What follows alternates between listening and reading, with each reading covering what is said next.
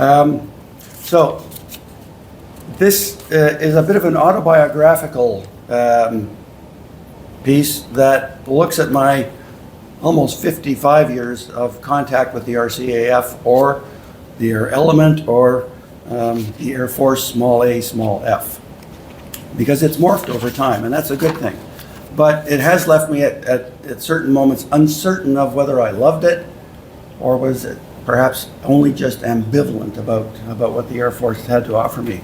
I'll start with a bit of an anecdote. So it's roughly this time of year in 1970, and my father says to me, "Son, if you want to go to university, have you considered this ROTP thing, because it pays all expenses?"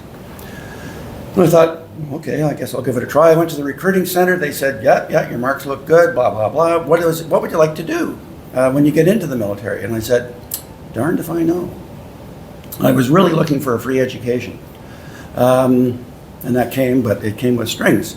So got home, told my father, he said, up at the end of the street, there's an Air Force navigator. Go talk to him and see what he might suggest. Well, I don't recall this gentleman's name, but I do recall his advice. He said, when you go back into the recruiting center next week, you tell them you want to be a pilot. You do not let them discourage you from that. So I did, and they said, okay. I didn't realize that probably about half of the intake that year would have said the same thing in various recruiting centers, and there would be a winnowing process as the years went on. So this is actually the fourth time lucky that I'm giving this talk. The first time was almost 2 years ago. A naval aviator, and they sometimes call themselves nasal radiators, in Halifax asked me if I would like to speak as the keynote speaker at the opening of the Western Canada Aviation Museum, and I would do it on Zoom. And I said, I know almost nothing about aviation in Manitoba 100 years ago. He said, that's okay. What would you like to talk about? And I thought, and I said, the best thing I could offer would be my journey through learning about the Air Force over half a century. Perfect, he said. Well, he liked it enough that earlier this year, he invited me to the USI of Nova Scotia to do the same pitch. And so I thought, okay, it must not have been all that bad.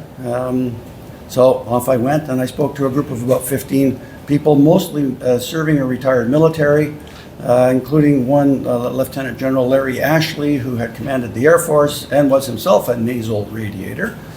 And he said, this is pretty good, I like this.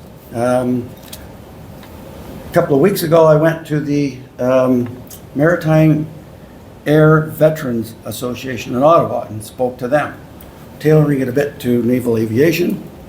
And many of the officers with whom I've worked, or for whom I've worked, who were naval aviators. And again, I was not thrown out of the room, so I thought, okay, I don't have to change up my talk for today, it should work. But I am going to try and tailor it a little bit for the current audience.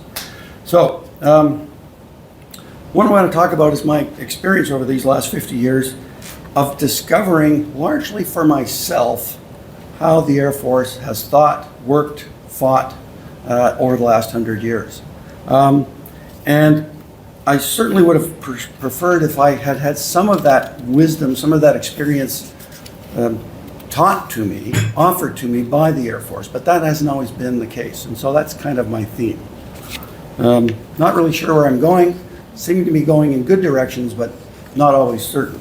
And perhaps not always sure that, in fact, I'm not going on what's called a reciprocal heading, essentially 180 degrees from where I'm supposed to be going. So the next 20, 25 minutes is me, to use another navigation term, I'm going to track crawl.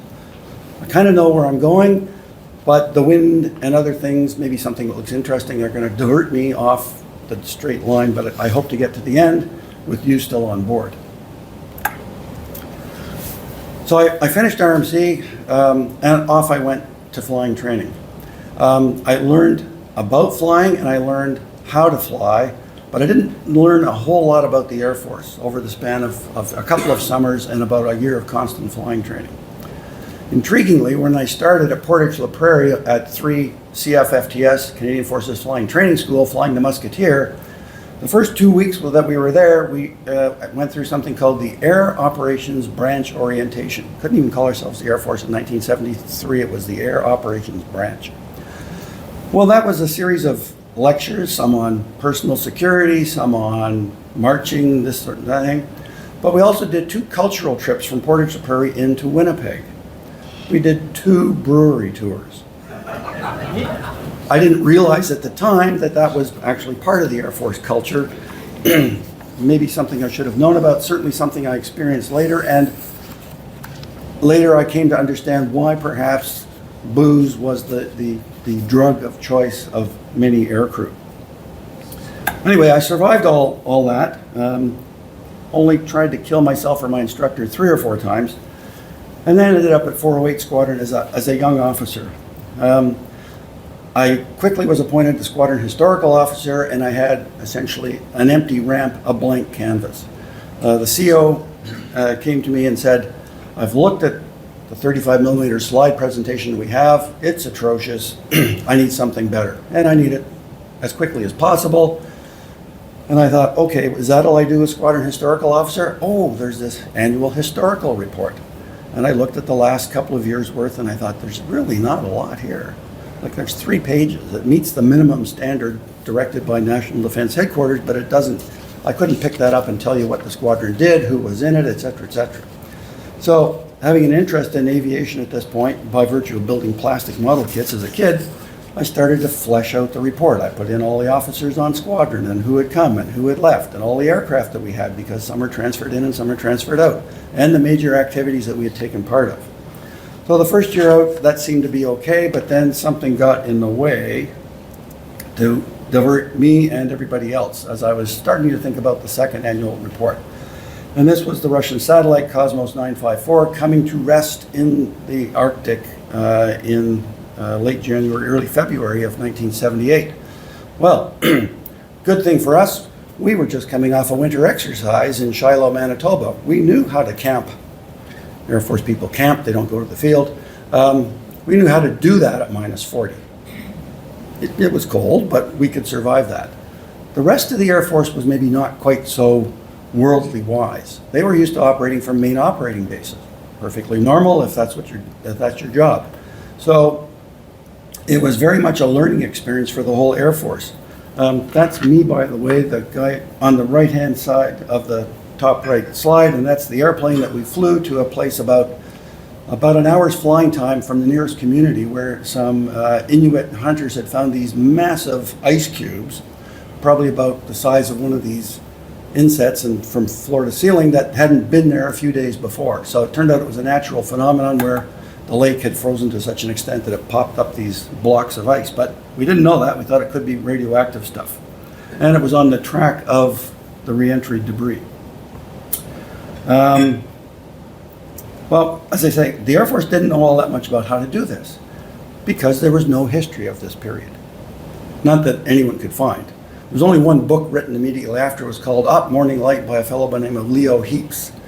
And I remember being in the bar in Yellowknife as he interviewed some of my mates, and that's how he did his research to write this book.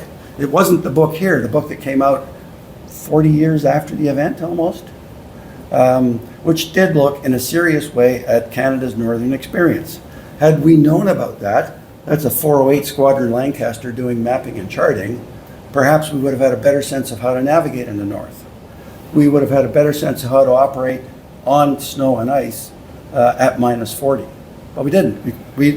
Our squadron was in good shape, but some of the others, it wasn't the most wonderful experience.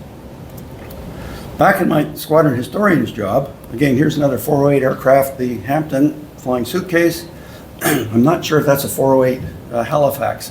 I didn't know anything at all about the experience of the RCAF and 408 Squadron in the war. I had to get that from British sources. There were no good published Canadian histories in 1978 that I could find, and certainly it's the days before the internet, what to do. Moreover, didn't really know anything about the human condition. We had crashes from time to time across the Air Force, one person at a time, typically maybe a couple. But what was it like to operate in wartime? What was it like to deal with flyers who were experiencing a 250% casualty rate in Bomber Command in 1943, where the chances of getting through a tour were about 20%? Well, a friend of mine, Alan English, a transport navigator, in the late 90s as part of his PhD, wrote about that. He wrote about the selection process that took place here in Toronto, what has become DCIEM, how psychologists from U of T generally were the world experts on selecting people appropriately based on their capabilities, both physical and intellectual, to fly an aircraft of any type. We didn't have that information, didn't have anything close to it. We didn't have an official history. I was writing a history of 408 Squadron with a complete void in terms of what Canada's experience of war was, as far as the Air Force was concerned. The first volume of the official history, which doesn't talk about an Air Force because we didn't have one, something I didn't know, that virtually no one in the Air Force knew, Canada's airmen in the First World War, didn't come out until 1980. Creation of a national Air Force that looked at things that Ted Barris has researched and written about, the BCATP and the home war establishment, didn't come out until 1986. And the volume that I could have used to look at 408's experience, 408 being formed as a bomber squadron during the Second World War, that didn't appear until 1994. For about 15 years, the Air Force community, historians particularly, have been talking about a fourth volume. It was part of the original concept of tracking the history of the Air Force up to unification in the mid-60s. That volume is, I don't know, is it close to taking flight? Is it close to engine start to get out to the runway? We're not really sure. There are teams that are formed and disbanded from time to time within National Defense Headquarters and now the Air Force History and Heritage Office in Trenton. But Volume 4 ain't there to be seen, and what a pity during the Air Force's centennial year that has been the case. I'll come back to that in several minutes. Also part of the Air Force history, 408's history, was this thing called the CJATC, the Canadian Joint Air Training Center in Rivers, Manitoba, an old Air Force station not far from Portage, not far from Shiloh. I had flown by it several times. Didn't know that 408 actually operated Hercules aircraft in parachuting trials and operations. Didn't know that 408 Squadron operated the T-33 as a fighter in air-to-ground operations. All of these were central to the sorts of things that I needed to know about in my job as a tactical helicopter pilot. All of these things were topics that would have been in Volume 4 if it existed, or if it were to come to fruition anytime now. So I left 408 Squadron for the second time, post-command, in 1993. I'd already survived 3 years in National Defense Headquarters as a ground tour, 1 year in helicopter procurement, come back to that in a minute, or maybe non-procurement, at the very end of the Cold War, and 2 years in this fascinating job, which I think maybe has contributed to some of my lingering health problems. Certainly my gallbladder didn't enjoy it. In language training, policy plans and operations. So it's a big mouthful, interesting job, but we can talk about that at the break perhaps. After I finished flying, I was going to go and do my master's in war studies at the Royal Military College and then teach, of all things, psychology. But due to being the one domino in a domino effect, I ended up going instead to 215 Yonge Boulevard to teach at the Canadian Forces College. I'd been there as a student, I'd enjoyed my year there, never wanted to come back to Toronto, which is typical of most people in the military. They say, Toronto's interesting, but it's too big and scary for me, thank you very much. I was there for 10 years and came back for 3 years as a full-time reservist, so I learned to love the city and the Air Force sort of at the same time. I should have a better slide, actually, of the CF-104 that's roughly in the same location as that Lynx armored reconnaissance vehicle. I showed up at RMC at the end of 2009. What I wanted to do there was teach air power. There was one course at the undergraduate level, there was one course at the graduate level, and so I got going. teaching those courses, I had a number of officer cadets, some of whom, as in this case, went to the Laurier Military History Symposium and presented their papers there on topics of air power. I met two good friends, both the gentleman here in uniform, one of whom has just come and stolen my seat, so I'll deal with him later. Paul Johnston, Lieutenant Colonel Dr. Paul Johnston, still in uniform, and beside him in the middle is a man who's been working in history and heritage in the Air Force for about 30 years now, Bill March. And so this brings me to two things. One, while I was there, that master's that I hadn't been able to take at RMC, I was now able to take at RMC through a distance program. Thank goodness RMC had the intellectual flexibility to allow people to do their master's programs part-time at a distance, and that almost before the internet existed. So I got through that, and as I was moving along, I said, I'd like to do a thesis. I've never written anything more than a few thousand words, and those are usually disasters, but maybe I could try something bigger. What could I do? And so I approached the Directorate of History and Heritage in Ottawa, and I said, if I was to do a master's, what do you think might be of any use to the Air Force or to you? And the answer was, you worked in procurement, didn't you? And I said, you're right, why? I knew the reason. I said, how about a master's thesis that looks at Air Force procurement in Canada? And I thought, this is going to be an awfully painful experience because that's what my 12 months in working in procurement had been in NDHQ. But I said, okay, let's do it. So, oops, I've gotten ahead of myself here a bit. I beg your pardon. I'm going to hit the P slide. Yep, no, I'm going to hit it again. I've obviously been too close to the track bar there, but I have to stay close to the microphone. So I started off looking at procurement. I discovered, because the Air Force hadn't told me this, that we had at Canadian Vickers designed, manufactured, and then had the Air Force operate bespoke seaplanes. I learned that at Victory Aircraft, up the road here, not too far, at Malton, we had built bombers, fighters, trainers for the RAF and the RCAF. 16,000 aircraft had been built in Canada during the Second World War. I also learned, not coincidentally, that no aircraft engines had been built in Canada during that period. These were starting to tell me things that I might have been found useful when I was working in that procurement job. Who had made those sorts of decisions? And so when I got into doing my thesis, I said, I'm going to start at the operational end of requirements because that's what I know.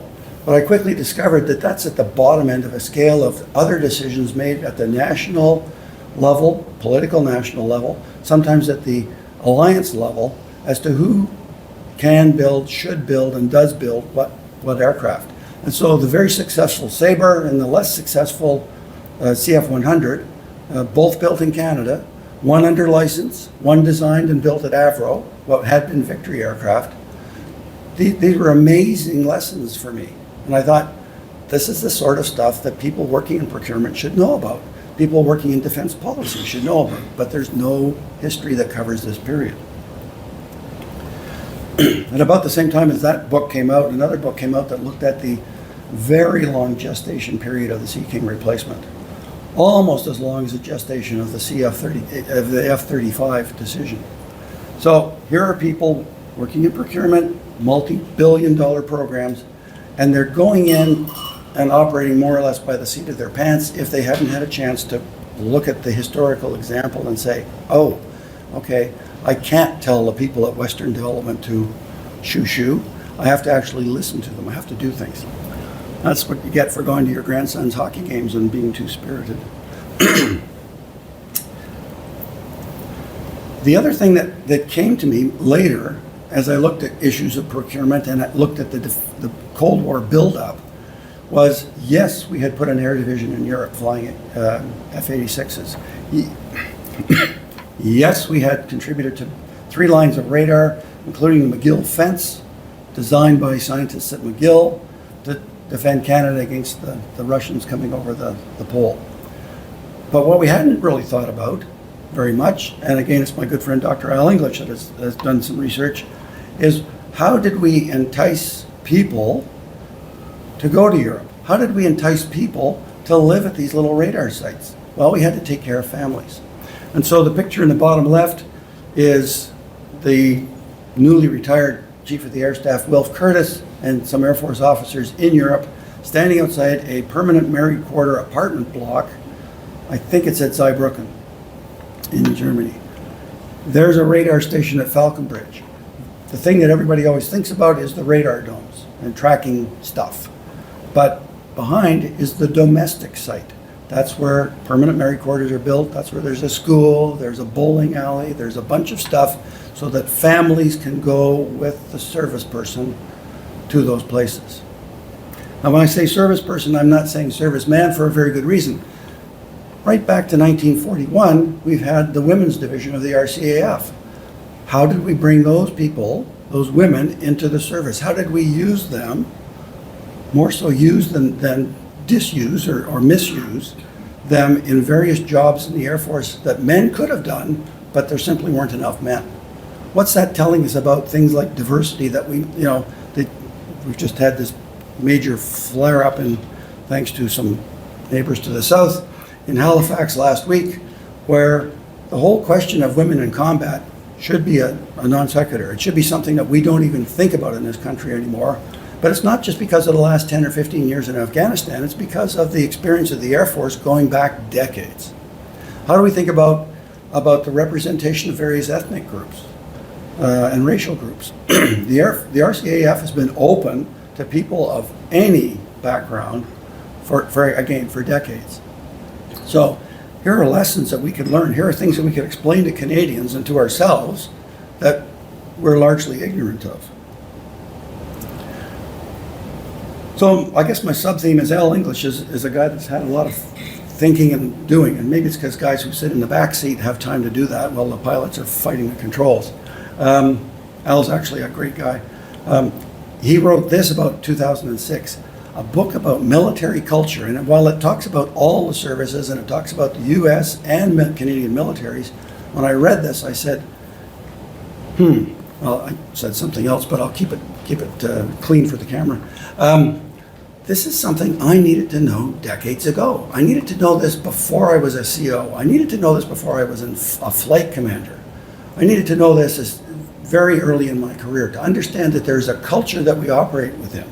Just like there's a culture at IBM, just like there's a culture at U of T, and in any big organization. But I have no clue what the Air Force's culture is. This started me down the path of wanting to know more about that culture. So at this point, what am I doing for time here? Almost done. Okay, I started to think about education in the Air Force and how does it work or how does it not work. On the left here is the front of the building of the Royal Canadian Air Force Aerospace Warfare Centre in Trenton. The concept for that centre is about 20 years old. The centre was actually built just under a decade ago, and it's supposed to be an airfoil. Well, the sad truth, in my view, today is that airfoil is stalling. There's a lot of problems, I think, with how the centre operates, and it's because it's ill-resourced. It is teaching a course for the first time in a long time, an air and space warfare what's it called? They keep changing the name, but anyway, they bring in about 25 or 30 about to be promoted to major young officers every year, and they teach them about air operations, but they don't teach them about Air Force history, about Air Force culture, unfortunately. That's been a constant problem. Back at RMC, the only military education establishment in the 1930s, the first two Air Force officers, slide is backwards here, sorry. First two Air Force officers to join the staff were one, Squadron Leader Clifford McEwen, later known as Black Mike McEwen, the commander of 6th Bomber Group. And he was there for only a year, and the second officer there also for only a year, Squadron Leader George Waite, came in to try and add some Air Force content to the RMC program. And they had lots of good ideas. You can see down the right-hand side the sorts of things that RMC wanted to bring in thanks to their influence, but none of those passed because the war was coming. And so in 1938, the year after these proposals were made, you can see there's only one line of Air Force activity in the RMC curriculum. And so learning how to fire, I think that's a 17-pounder, learning how to fire a field gun was part of the RMC curriculum. So even if you're going into the Air Force, you know how to operate a field gun. Okay, but not really anything at all about Air Force culture, operations, any of that. The Air Force learned during the war, as did the Navy, that they needed some sort of a program for their own young officers. And so by 1947, Royal Roads on the West Coast is half Navy and half Air Force, and the two groups learn about the other service. The Air Force officers spend a weekend on a submarine. The Navy officers go to Comox and see what's going on there. At about this time, the minister, Brooke Claxton, says, I need to think about reopening RMC. I need to think about what to do with Royal Roads, and I think I need a college in Quebec to entice young francophones to join, because it's a cultural mix. So he goes to two Air Force officers, Wilf Curtis, a man who has great connections to Toronto, who will become chief of the air staff in that same year, and Curtis and his henchman, Ernie Stedman, who is a preeminent Air Force engineer, the one who has pushed the idea that we need a combat aircraft designed and built in Canada. They do two studies on education, and it ends up with RMC coming back into business, and by 1959, it having a degree. A degree because we need officers who can think. The Staff College, now run by George Waite, from 1943 to 1945, has a syllabus, I would say, that's second to none. And it's not about teaching just Air Force stuff. It's about, and this is from the 1959 syllabus, teach the student to think straight and get their ideas down clearly on paper. How many of you out in whatever your jobs, your careers have been, you get something handed to you and you say, I'm really not sure what this is all about. I'll send it back to the author and say, help, I don't understand. This is what the Staff College was dealing with in terms of officers who were very good at flying or fixing or doing other things in the Air Force, but they were now going on to middle and senior management, and they needed to know how to think and get things done. And not what next job, any next job. So it was a very holistic education. That program went away with unification. A colleague of mine has said the Air Force program was so successful that the Canadian forces glommed onto it in 1965, and the Air Force Staff College went away. The Army Staff College has never closed, but it teaches tactical stuff.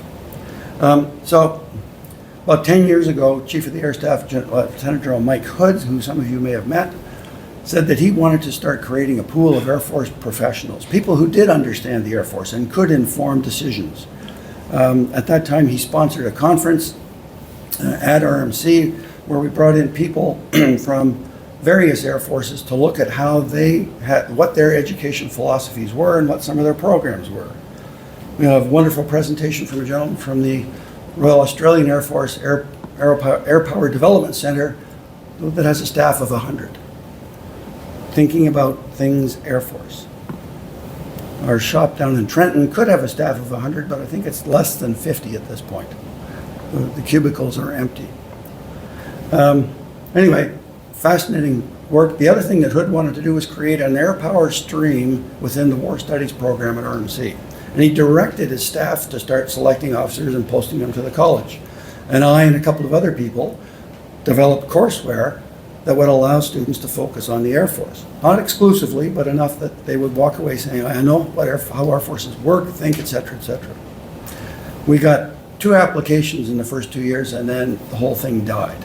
The staff, 1 level or 2 levels below Hood, had essentially stonewalled us because it wasn't important, because they didn't know what they didn't know. So that brings me to a conference in Calgary 2 weeks ago, where the deputy commander of the RCAF said, got many new fleets, a whole bunch of platforms, but we also need sufficient numbers of aviators, so people to sit, bums in seats in airplanes. Yes, that's true, bums in seats in tool cribs to do the repair work. But we need air power professionals. And so that's where we are today. We need people, just like we did 10 years ago, just like the Air Force recognized in the 1950s, we need people who understand air power, who can explain it to the rest of the institution and to the rest of Canada. And we're just unfortunately not there yet. So, what I learned when I was flying in Moose Jaw, if you're uncertain of position, you have to check navigation. Do a couple circles around that grain elevator, most of which are now gone, so I don't know how the students learn to navigate out there. So think about where you've been, understand where you've been, and that's going to help you to get where you're going. Now, the very last thing I want to talk about is this work that you'll see a couple of copies of over on the table here. When I kept thinking about and suggesting to people that the volume 4 for 2024 was needed, and the answer kept being, we're working on it, we're working on it. A couple of friends, one of them being Bill March, and I sat at the Queen's Grad Club drinking cheap beer one day and said, let's put a bunch of people together who have done some research on the Air Force in these 2 decades, and let's see if we can't produce something. So it came out about a year ago. University of Toronto is ecstatic. It's an academic bestseller. It sold over 500 copies. And we're really happy that it's come out. We've had some pretty good responses to it because it does capture what happened in the Air Force from the end of the Cold War until unification. And we're now starting to work on a follow-up that will take Air Force experience through to the end of the Cold War. So that's me. I have one more slide that I sometimes show. This. Oops. Some of you may have seen this cartoon in the Aviation Digest, which comes from the U.S. Army Aviation Branch. Harry Reisner was a journalist for years, flew in the back of a helicopter several times in Vietnam, and this and the cartoon are his understanding of how helicopter pilots think. So this is me. So if I come at these last few minutes in a somewhat at least ambivalent, perhaps even negative fashion about where the Air Force is and where it's going, it's only because of my flying experience. I'm confident that there is the willpower within the Air Force and within the Canadian aviation community to go forward and successfully. But by George, for me, it's been a tough half century, one that I wouldn't give up, but one that, as I say, has not necessarily been the most joyful half century of my life. I guess it's the only half century, so I'll have to live with it. Anyway, that's it. I've run over time. Thank you very much.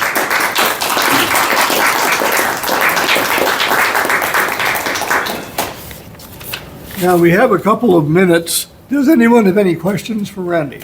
There's a microphone right there. Yes.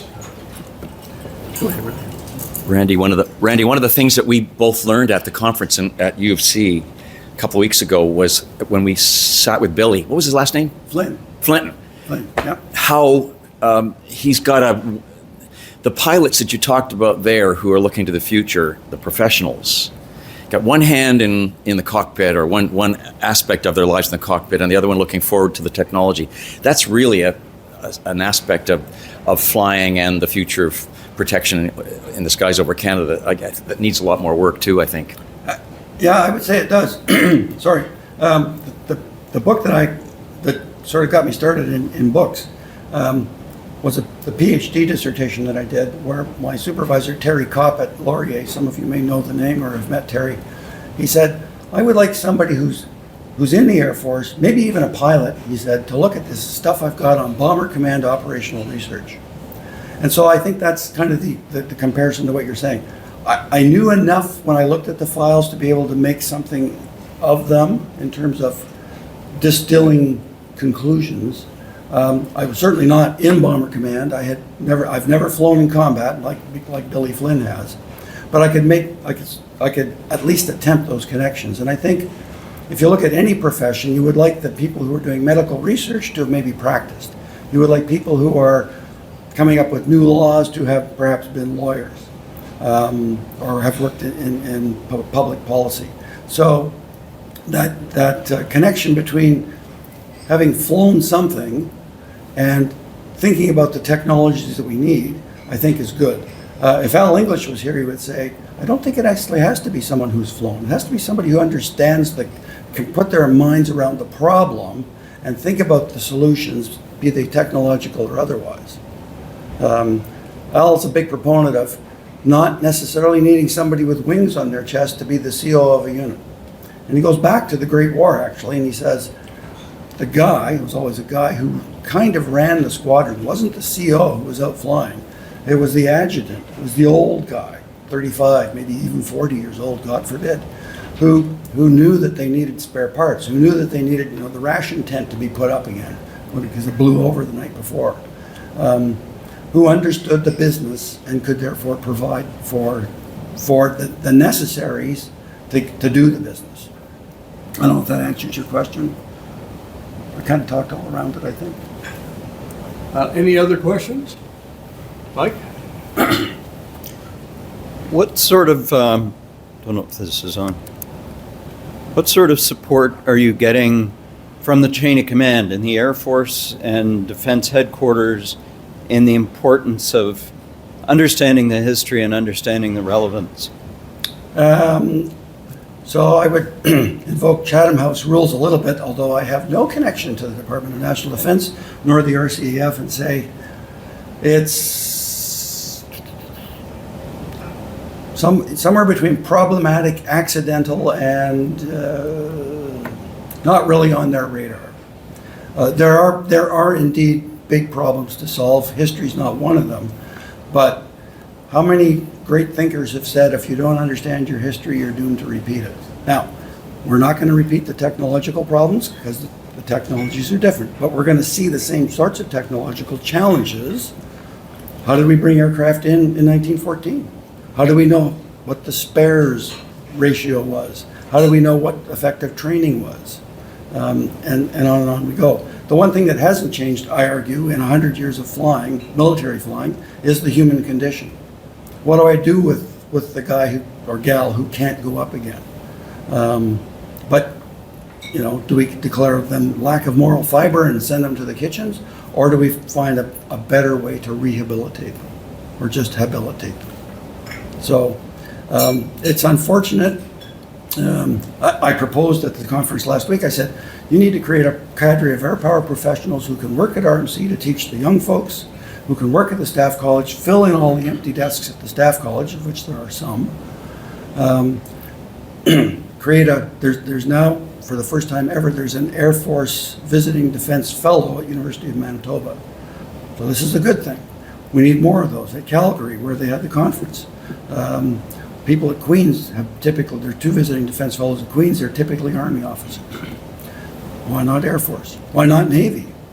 I think it's too big an investment by Canadians and by people in uniform and everyone in between not to do the best we can do in understanding at a conceptual level what the challenges are and how to resolve them.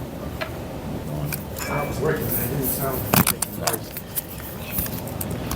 So what I was going to say was, I'm still serving. I've gotten out of the regular force, and I'm now a Press the reservist. bottom button and I But got I'm a working flash. as a reservist at the Air Force History Office, and my day job is to work on an official history for the Air Force to cover the post-war period. But my secondary duty was to be the editor of the RCAF Journal, which would be one of the mechanisms that would do all of this. The RCAF Journal, if you go to their website right now, is currently in a operational pause because the Air Force said, so we've got to absorb the F-35, which will take people and billions of dollars, and probably people is the bigger problem there. And we are short of people, as you hear in the news. It's true. In fact, it's worse than what you hear in the news, frankly. We can talk about that later, maybe. But it's, you know, we're short of people. And so what do? When you're in a situation like that, what do? You prioritize things and you rack and stack, as we say, and say, okay, we're going to do this, and we're going to stop doing that. If you don't, if you just give this talk, right, which is what leaders are prone to do, and you don't stop, then really you have no concentration of effort. So there has been an effort in the Air Force to identify what to stop. So guess what was identified to stop? All the stuff that Randy has been talking about for the last hour. We have paused the journal. I pleaded for it because I said, look, I'm retired. I'm a semi-retired guy. I do it as a secondary duty, and the cost to this is actually, frankly, zero. And you know what the leadership said to me? They said, PG, I know that, but we've been told to identify things to stop. And every time we try and identify something, there's a constituency for that, and they say we can't, you can't stop that. And so guess what are the two things that I know that have been actually stopped completely? Guess what they are? One is the journal, and the other is doctrine. because who needs to think about what they're doing doctrine-wise, right? And we're not flying the CF-18 as a demonstration aircraft. Yeah, I know. I'm not sure what the story is there.